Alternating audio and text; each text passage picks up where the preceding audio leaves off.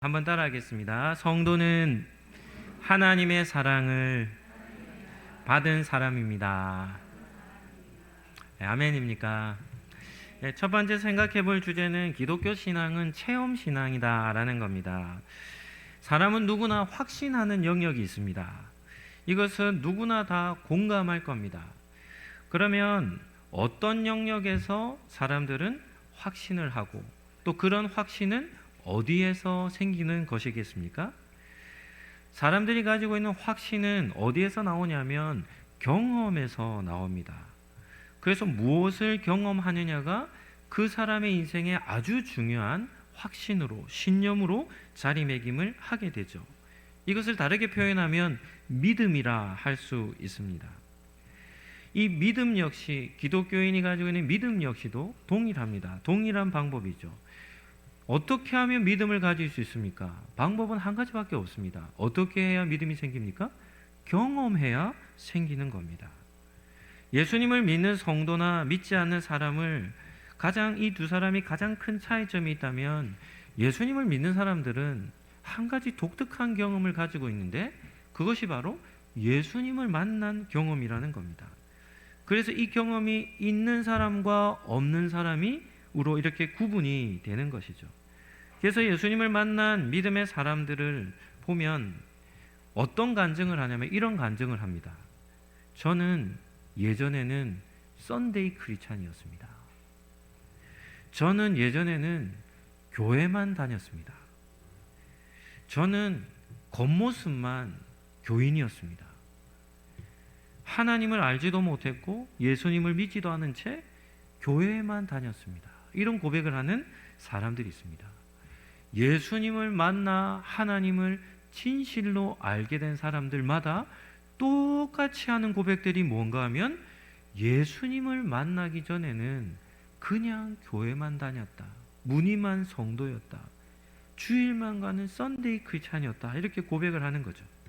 그런데 예수님을 만나고 하나님을 진실로 믿게 되면서부터는 그 전에 없었던 그 사람의 마음속에 굳건한 확신이 드는 겁니다.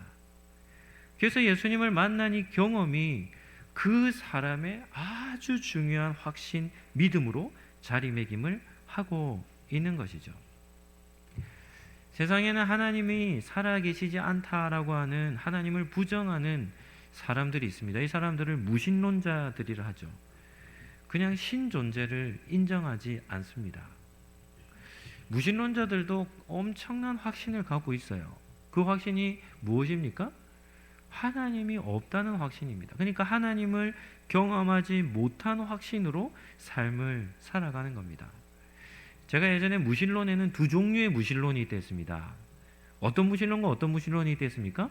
첫 번째는 사상적 무신론자들이 있습니다. 사상적 무신론자들은 어떤 사람인가 하면 제가 조금 전에 설명해 드린 사람들입니다. 하나님이 없다고 확신하며 살아가는 사람들이죠. 이 사람들은 하나님의 존재를 부정하는 겁니다. 두 번째 무신론자들은 어떤 사람이냐면 실천적 무신론자들이 있습니다. 이런 부류의 사람들은 어떤 사람이냐면 하나님이 살아있다고는 말은 하는데 실질적으로 자기의 삶에서는 하나님이 전혀 없는 것처럼 살아가는 겁니다. 여기에 해당되는 사람들이 어떤 사람인가 하면 무늬만 성도들이에요. 하나님을 경험하지 못한 사람들이죠. 그래서 이런 사람들은 말로는 저는 예수님을 믿는 사람입니다 라고 하는데 그들의 삶을 가만히 들여다보면 어떻게 살아가냐면 예수님을 안 믿는 사람하고 똑같이 살아가는 사람들이죠. 사상적 무신론자나 실천적 무신론자나 공통점이 하나가 있는데 그들의 공통점이 무엇입니까? 하나님을 경험한 체험이 없다는 겁니다. 그렇기 때문에 당신은 예수님을 진짜 믿습니까? 이런 질문을 만나면 이렇게 반응하는 겁니다. 왜요? 확신이 없어요. 늘 불안 가운데, 의심 가운데 살아가는 겁니다. 정리를 한다면 이 세상에는 두 종류의 사람이 있습니다.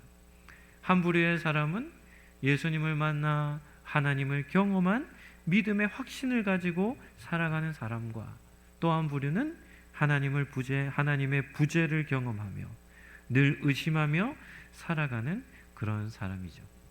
제가 예전에 얼마 전에 돌아가신 김수미 선생님, 탤런트로 유명한 김수미 선생님의 간증을 이렇게 짧게 보여드린 적이 있습니다.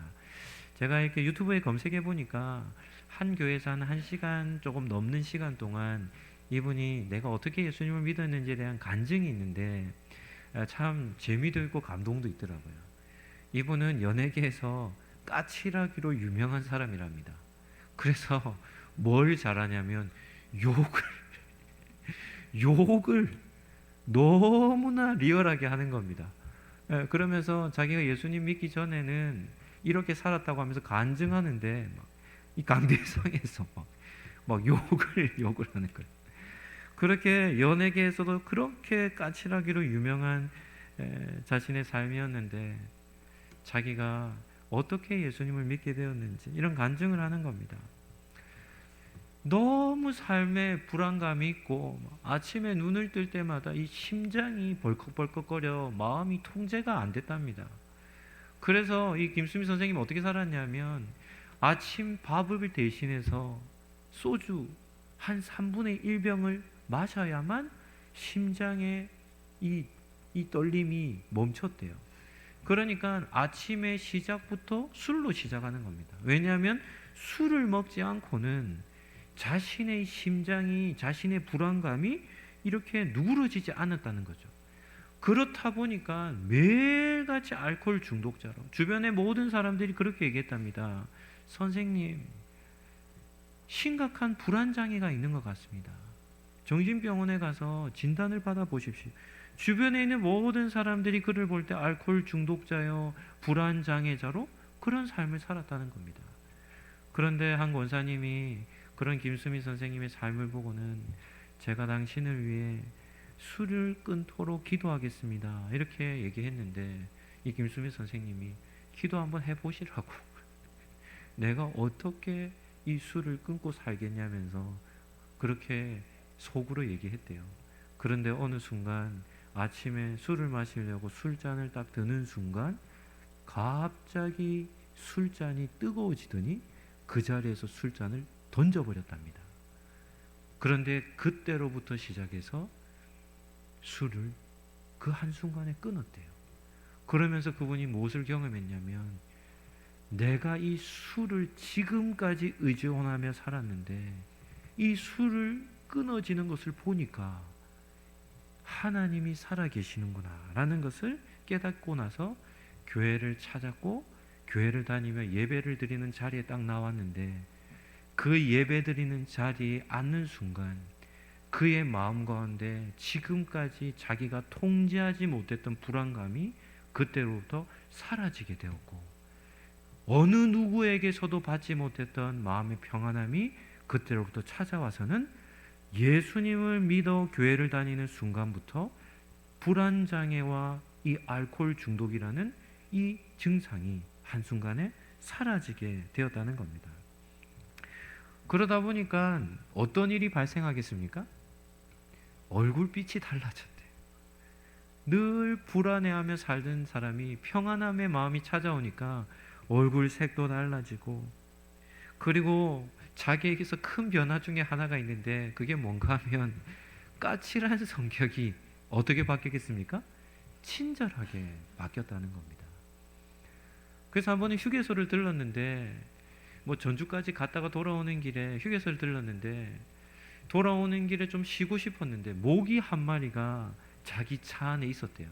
그래서 모기에게 한 2방 물렸는데 너무 모기 때문에 스트레스를 많이 받아가지고 이 매니저에게 휴게소에 들러 F킬라를 사라 했답니다. 사오라 했는데 휴게소에 F킬라가 안 팔더래요. 그래가지고 이제 올라가는 길에 이제는 잠은 다 잤다 생각했는데 자기 차 옆에 큰 트럭 하나가 서 있더라는 겁니다. 그리고는 운전기사가 자기를 보고는 김수미 선생님, 저희 부모님이 당신 팬이었습니다 하며 자기를 알아보더래요. 평소 같았으면 자기 성격이라면 네 이러고 짧게 대답을 하고는 문을 닫고 바로 출발했을 것인데 그날은 그렇게 자기를 알아주는 사람에게 선생님 제가 사인 하나 해드릴까요? 같이 사진 한 장 찍어 드릴까요? 이렇게 친절하게 대했다는 거예요. 그랬더니 그분이 너무 기뻐하며 내리는데 보니까 그 차에 F킬러가 있더라는 겁니다. F킬러가. 그래가지고 그분에게 저 F킬러 차에 모기가 한 마리 있어서 좀 뿌려달라고 얘기했더니 그분이 트럭에는 다 F킬러 하나를 가지고 다니는데 차 밑에 주로 모기가 있다면서 자기 차에 F킬러를 꼼꼼하게 뿌려주더라는 겁니다. 그리고 문 닫고 한 2, 3분 정도 있으라는 거예요. 그래 문 닫고 있으면서 사진도 찍어드리고 사인도 해드리고 그러면서 가시면서 그분이 이렇게 얘기했대요. 이 F킬러 제가 드릴까요? 했더니 달라 했대요. 그리고는 차에 타서 딱 앉는 순간 그분이 이렇게 깨달았답니다. 아, 하나님, 예수님을 믿는 삶이라는 게 참 쉽네요. 예전에 자기 성격이었으면 어떻게 했습니까? 그냥 그런 사람들 펜을 무시하고 문을 닫고 출발했을 것인데 자기를 알아보는 사람에게 친절히 대했더니 어떤 일이 발생했습니까? 자기에게 필요한 것을 하나님께서 채워주시더라는 겁니다. 그래서 하나님을 경험하며 그 돌아오는 길에 자신이 쉼을 가지고 돌아오게 되었다는 그런 간증을 듣게 되었죠.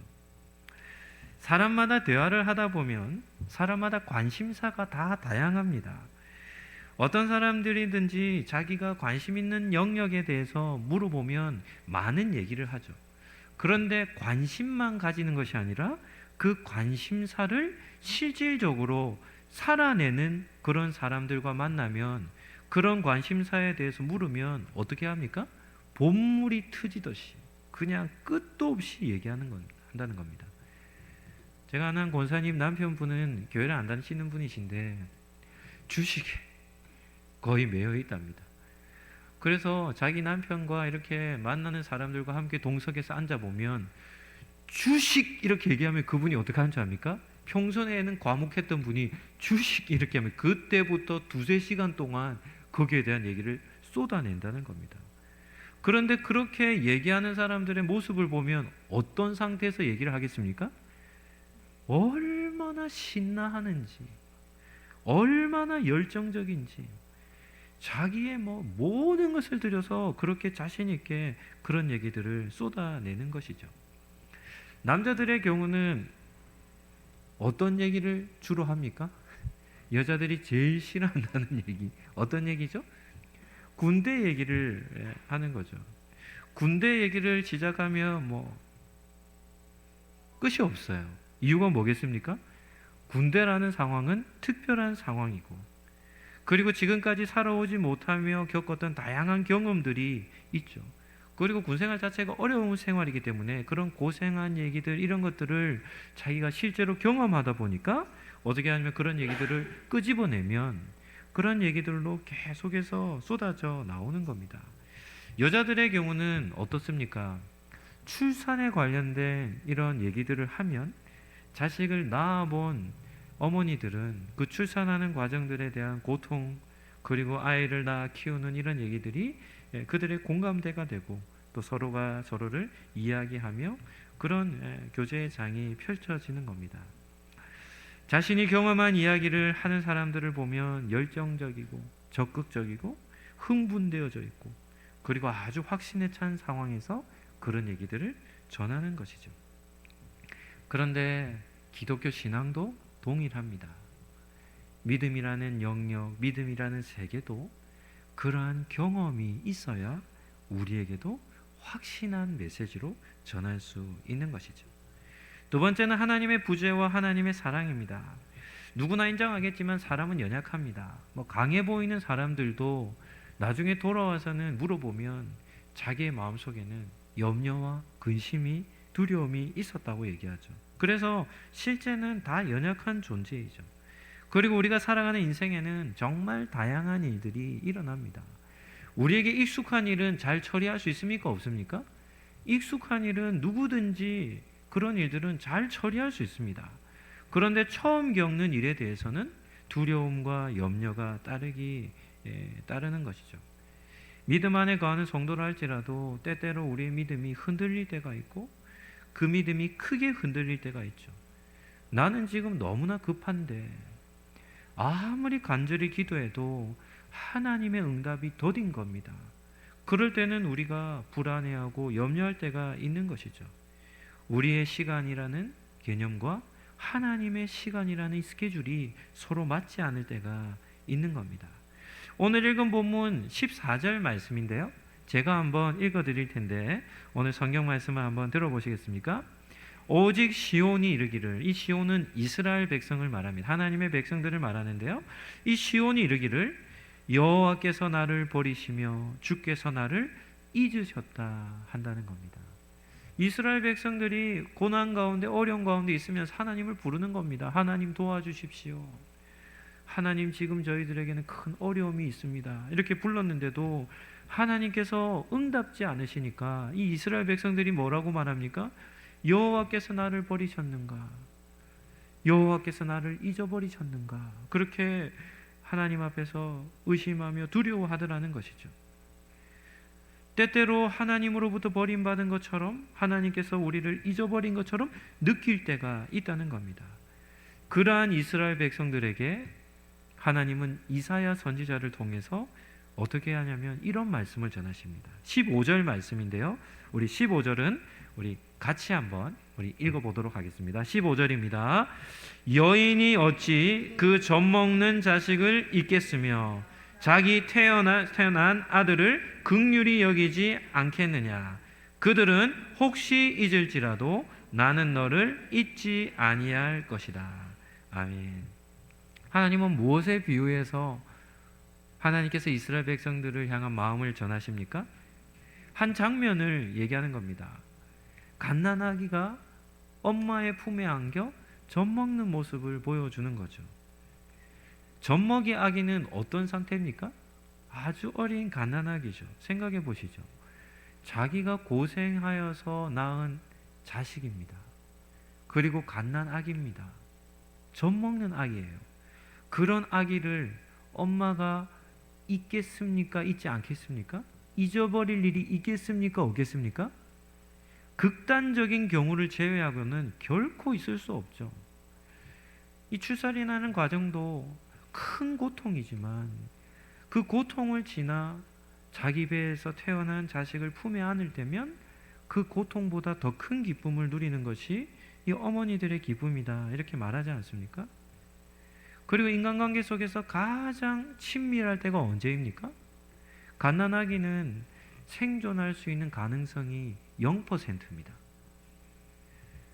뭐 동물들이죠. 기린이라든지 여러 동물들을 보면 이 동물들은 출생하고 한 5분, 10분 지나면 그때부터 어떻게 하냐면 움직입니다. 이유가 뭘까요?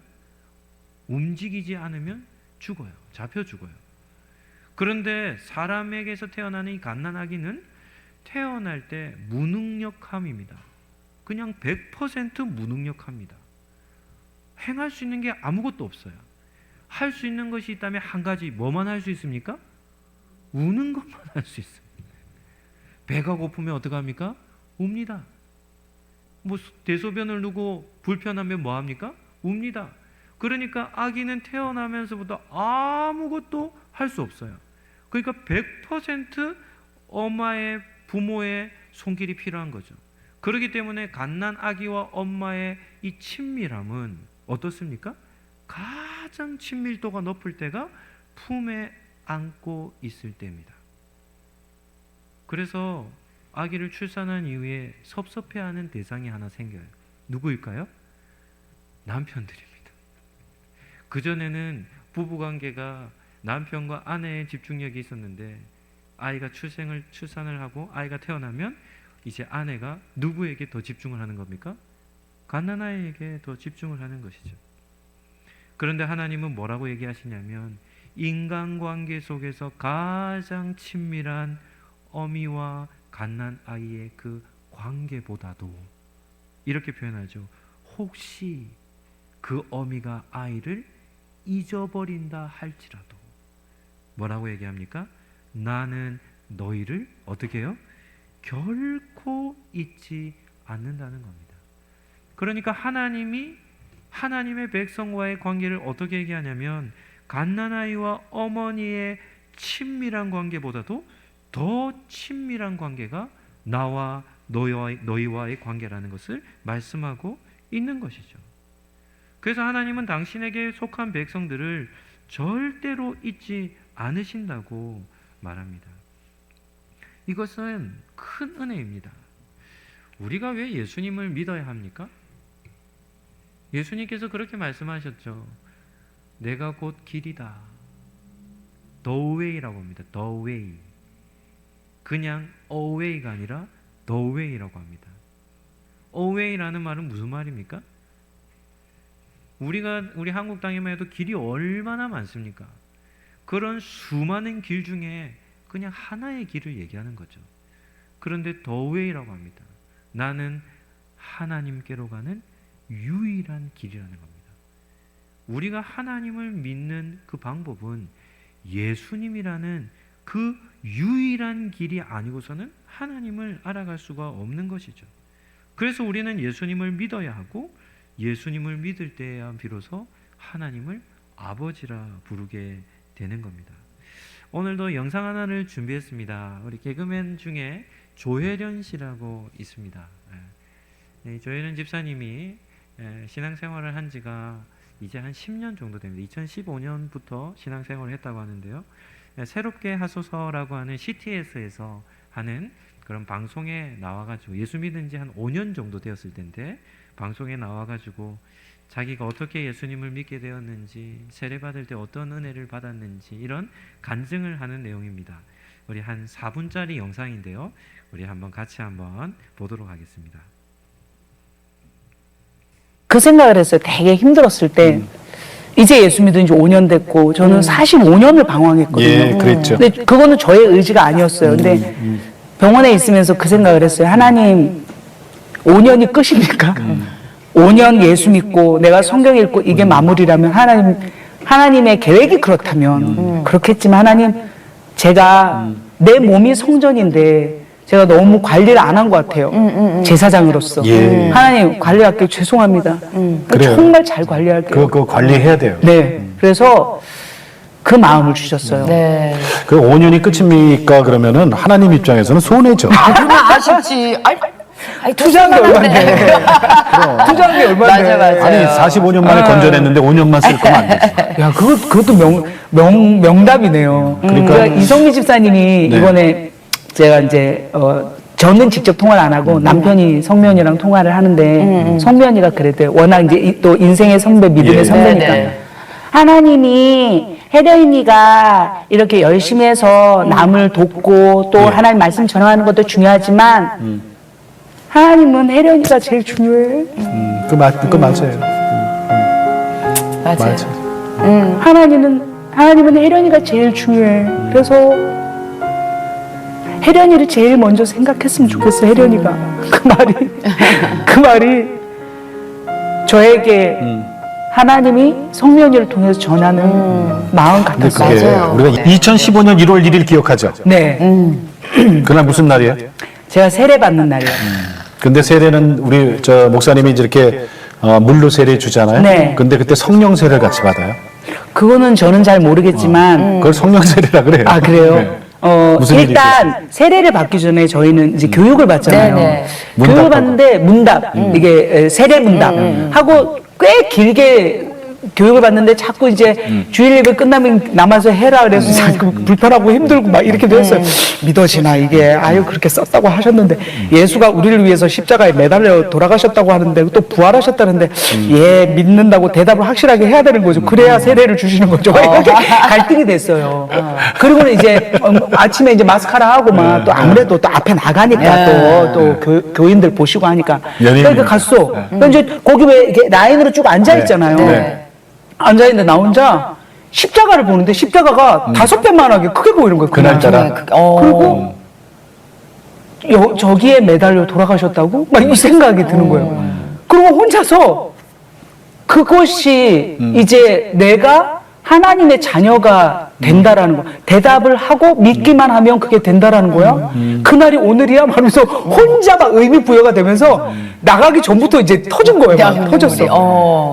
이렇게 물로 이렇게 하잖아요. 네네. 이제 내가 여호와의 이름으로 세례를 주노니 네가 이제 이 십자가에 매달려서 돌아가신 이 예수님의 이 부활의 사건을 믿는 것이냐 이렇게 하잖아요. 지금 정확하게 기억은 안 나지만 네네네네. 목사님이 그렇게 하시는데 나 혼자 이 물보다 더 많은 비가 눈에서 오르고 있는데 정말 그 가장 기억에 남는 건 예.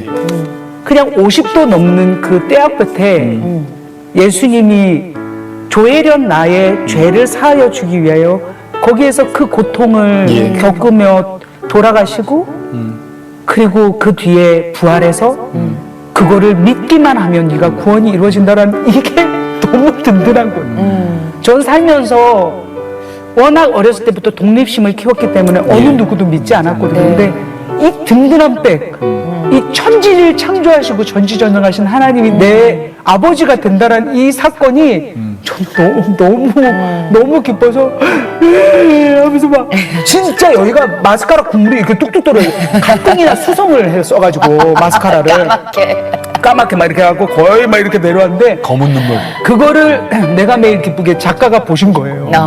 왜냐하면 예. 그날 처음 그 교회에 우리 정은혜 집사님 네, 네. 오셨는데 뭐 저분은 정말 조혜련신데 왜 저렇게 우시나 하면서 너무 감동적이었어요. 하나님이 여기까지입니다. 네, 세례를 받을 때 십자가를 경험하는 그런 간증을 봅니다. 이것이 다 경험입니다. 경험. 하나님께서 이 한 사람을 택하시고 뭐 십자가는 우리가 늘 보는 것이지 않습니까? 그런데 그 십자가가 자기의 인격 속에 자기의 삶 속에 이제 마주치게 되는 것이죠. 예수님 십자가에서 달려 돌아가셨습니다는 얘기는 뭐 교회를 다니는 성도들이면 너무나도 익숙한 그런 전하는 메시지지만 이 예수님의 십자가를 볼 때 나를 위해 저 십자가에 달려 돌아가셨다라고 하는 나와 십자가와의 만남, 나와 예수님과의 만남이 있어야 우리가 참된 성도가 되는 것이죠. 그래서 조혜련 씨 같은 경우도 예수님을 믿고 난 이후부터 이제는 성경의 강사가 돼가지고 얼마나 적극적으로 하나님을 전하며 삶을 살아가는지 모릅니다. 오늘 읽은 본문에도 우리를 하나님이 어떻게 얼마나 사랑하시는지 16절 말씀에 이런 기록이 있습니다. 우리 16절 같이 한번 읽고 마무리하도록 하겠습니다. 16절 말씀입니다. 시작. 내가 너를 내 손바닥에 새겼고 너의 성벽이 항상 내 앞에 있나니. 하나님은 우리를 어떻게 여기시냐면 하나님의 손바닥에 우리 이름 석자를 적어 놓으셨대요. 그리고 너의 성벽이라는 것은 우리의 삶을 얘기하는 겁니다. 너의 삶이 항상 어디 있다는 겁니까? 하나님의 눈앞에 있다는 겁니다. 이것은 무엇을 뜻하는 것이겠습니까? 하나님이 우리를, 저와 여러분 한 사람 한 사람을 절대 잊지 않고 그리고 항상 돌보는 대상으로 삼아 주신다라는 그런 말씀이 되는 것이죠.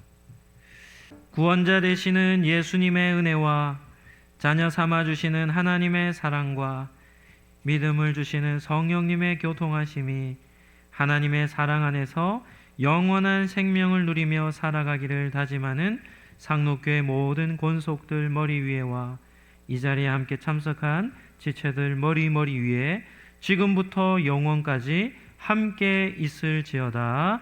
아멘.